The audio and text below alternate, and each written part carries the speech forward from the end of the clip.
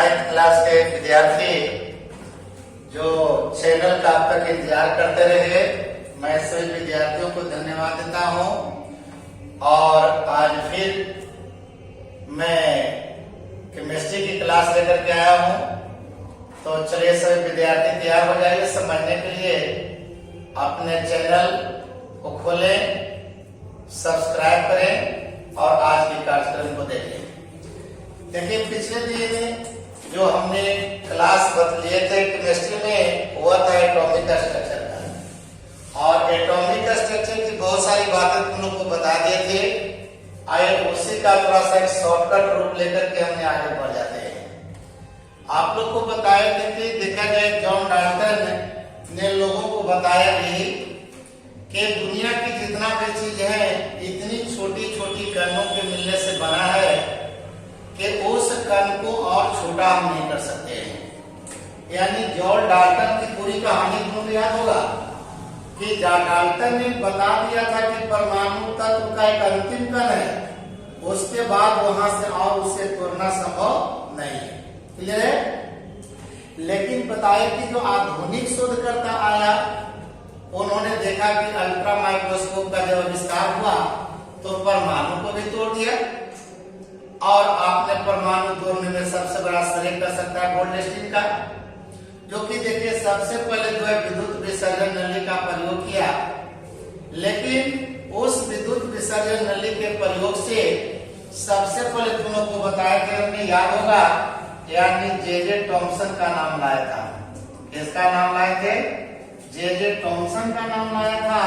और जे टॉमसन ने बताया था कि सबसे पहले इलेक्ट्रॉन का आविष्कार कर दिया। टॉमसन के बाद देखा गया इलेक्ट्रॉन के बाद का प्रोटॉन के आविष्कार हुआ, जिसका आविष्कार करने वाला बताए थे कि वह था आपका गोल्डस्टीन। कौन था जी? बोलेगा, गोल्डस्टीन था।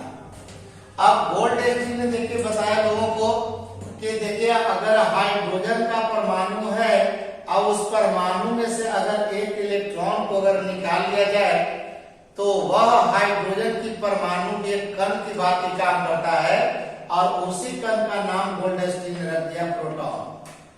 देखिए तुम लोग को बताया कि किसी कण को जब सिंबल हम देते हैं तो सिंबल के नीचे जो चीज लिखा जाता है वह चार्ज होता है, आवेश होता है, और ऊपर जो लिखा जाता है वो उसका द्रव्यमान होता है।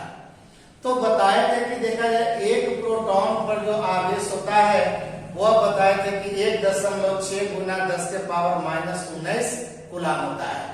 और इसी को एक इकाई मान करके चला तो इलेक्ट्रॉन पर देखिए -1 किया और प्रोटॉन पर देखिए +1 किया। लेकिन बाद में जाकर के न्यूट्रॉन ने खोज किया। इसको खोज करने वाला बताया कि जेम्स चैडविक था। कौन था? James Chadwick.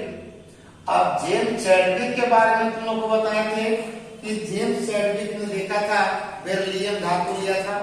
अब बेरिलियम धातु पर अल्फा कण से बमबार्डिंग किया। अल्फा कण से बमबार्डिंग करके तीसरा कण का खोज किया, न्यूट्रॉन। और एक इलेक्ट्रॉन, प्रोटॉन, न्यूट्रॉन, ये जो तीनों कण देख रहे हो, एक तीनों कण समझिए ज्यादा से ज्यादा परमाणु में पाया जाता है, इसलिए ये तीनों कण को जो है परमाणु का मौलिक कण कहा गया। कौन कण कहा गया?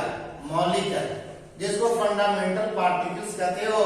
मतलब मौलिक कण का मतलब वैसा कण बोला जाता है जो अधिकांशतः 99% जो कहा जाता तो जाइए उन परमाणु में ये तीनों कण पाया जाता है। लेकिन तुम लोग के क्लास में या अगले चैनल के माध्यम से बोल रहे थे कि हाइड्रोजन एक ऐसा तत्व होता है जिसमें मात्र 2 कण होता है, और वो होता है इलेक्ट्रॉन और प्रोटॉन। लेकिन हाइड्रोजन परमाणु में न्यूट्रॉन नहीं होता है। याद है ना? इसी वजह से कहा था कि हाइड्रोजन की परमाणु उस सबसे हल्का होता है। किसकी परमाणु? हाइड्रोजन की परमाणु। इसमें कितने कण रहते हैं? मात्र 2 कण रहता है। कौन कौन? इलेक्ट्रॉन और प्रोटॉन। लेकिन बाकी जितने सारे परमाणु होते हैं उन सभी परमाणुओं में एक 3 कण रहता है। लेकिन परमाणु के अंदर में तीनों कण कहाँ होता है, इसका क्लियर ढंग से बताने वाला जो वैज्ञानिक था वह रदरफोर्ड था। किसने? रदरफोर्ड। क्योंकि रदरफोर्ड ने सबसे पहले परमाणु का जो स्वरूप चाहिए, परमाणु की कैसी आकृति है, उसके अंदर में कण कहाँ कहाँ है, ये बात बताने वाला था रदरफोर्ड। रदरफोर्ड ने परमाणु के अंदर में एक जगह का खोज किया, जिस जगह में टोटल प्रोटॉन और न्यूट्रॉन होता है, उसी जगह का नाम उन्होंने नाभिक रखा। जैसा कि फिगर में देख रहे हैं सभी बच्चे कि बीच में देखा जाए एक घना जगह बना है, देख रहे हो ना। अब उसी घना जो जगह होती है, इसी जगह का नाम होता है नाभिक, या इसको हम मतलब न्यूक्लियस कहते हैं। क्या बोलते हैं? न्यूक्लियस। कहाँ बोलते हैं? तो परमाणु के दम देखा जाए ठीक बीचों बीच में एक ऐसी घना जगह होता है जहाँ टोटल प्रोटॉन और टोटल न्यूट्रॉन इसी जगह में रहती है। अब इसी जगह का नाम होता है परमाणु का नाभिक, या इसी को कहते हैं न्यूक्लियस। देखिए रदरफोर्ड ने देखिए नाभिक के बारे में बताया कि ये नाभिक का जो आयतन होता है, देख रहे हो ना, ये परमाणु के आयतन के लगभग नगण्य माना जाए।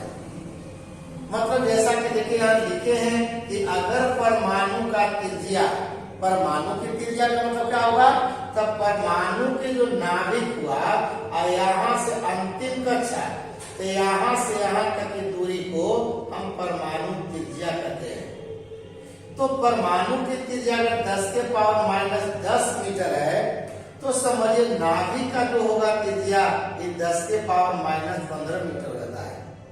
सोचिए कि ये 10 के पावर -10 है, तो ये 10 के पावर -15 है, देख रहे हो ना।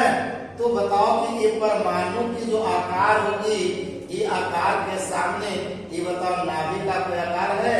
एकदम न के बराबर। जैसे एग्जाम्पल के रूप में देखिए, मान के चलते हैं कि कांच की गोली है, तो कांच की गोली का आकार भी देखिए गोल है, और सरसों की दाना है तो उसका भी आकार गोल है। अब दोनों तुलना करना सब लड़के कि एक कांच की गोली है और एक सरसों का दाना है, दोनों का आकार क्या है? गोल। लेकिन गोली का आयतन जब निकालोगे और सरसों की दाना का आयतन निकालो, दोनों में काफी डिफरेंट होगा कि नहीं होगा? क्योंकि यहाँ पर लिखा है कि परमाणु का आकार गोलीय होता है, तो परमाणु का आकार गोलीय है, मैंने कांच की गोली जैसा, और सरसों की दाना वो भी देखिए गोलीय। लेकिन बताओ कांच की गोली के सामने वो बताओ सरसों की जो दाना है उसका बताओ कोई आयतन होता है? नहीं। रदरफोर्ड ने ही बोला कि परमाणु की त्रिज्या के सामने नाभिक की त्रिज्या बहुत छोटा है। तब प्रोटॉन और न्यूट्रॉन तो हो गया, देखिए नाभिक में हो गया, तब बाकी पूछता है लड़के की तरह इलेक्ट्रॉन कहाँ होगा जी? तो जैसे तुम लोग देखते हो आकाश में कि सूर्य है, आकाश में क्या है? सूर्य देख रहे हो। अब सूर्य है बीच में और चारों तरफ से ग्रह बताओ चक्कर लगा रहा है। अब ग्रह जो चक्कर लगा रहे हैं तो उसके पास दोनों गति है। लट्टू देख रहे हो नचते हुए, तो जिस तरह से लट्टू नच रहा है उसी तरह से ग्रह नचते हैं, और जिस तरह से बताओ कि लट्टू नच रहा है वहां देखा जाए नाभिक के चारों ओर वृत्ताकार पथ है, इसी पथ पर देखा जाए इलेक्ट्रॉन जो है वो चक्कर लगा रहा है। किसके जैसा? लट्टू जैसा। एक तो नाभिक के चारों तरफ भी नच ही रहा है, लेकिन लट्टू जैसा नच रहा है, जैसे ग्रह नचते हैं सूर्य के चारों ओर। इसलिए देखिए रदरफोर्ड ने यहाँ बताया कि इलेक्ट्रॉन नाभिक के चारों वृत्ताकार पथ पर ग्रहों की भांति चक्कर लगाता रहता है। एक हुआ कि ऐसे खाली घूमते रहा, नहीं, एक हुआ कि नहीं लट्टू जैसा घूमते रहा, मैंने कील पर भी नच रहा है। तो बस समझिए कि इलेक्ट्रॉन भी उसी लट्टू के समान जो है इस वृत्ताकार पथ पर ये चक्कर लगाते रहता है। तो जिस पथ पर इलेक्ट्रॉन चक्कर लगाते रहता है उसी पथ का नाम कक्षा रखा गया। देखा जाए ये रास्ता जो दिख रहा है वृत्ताकार रास्ता, इसी रास्ता का नाम कहते हैं कक्षा बोलते हैं, जिसको लोग सेल भी कहता है, इसी को ऑर्बिट भी बोलता है। तो सेल या ऑर्बिट कक्षा ये समझिए वही है जिस रास्ता पर इलेक्ट्रॉन इसके चारों ओर घूम रहा है। लेकिन कक्षा में देखिए भी दो तरह की कक्षा, एक हो गया कि नाभिक से सबसे दूर की कक्षा, माने सबसे बाहरी कक्षा।